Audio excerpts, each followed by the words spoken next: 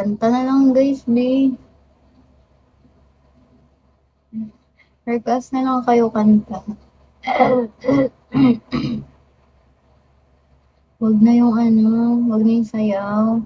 Pero if may mag-send, why not? This is a challenge. Di man sila gusto mo kanta ko. Gusto nila ano, lagay dito. Uy, hindi ko pala, nakalimutan ko mag-erase nung pumunta ako sa school. Nakalagay dito, hayop, hayop, hayop, hayop. May nakapansin. Buti na lang hindi masyado kita. Kaya nga, hindi ko alam, nakalimutan ko nga. Because na nakikanta, be.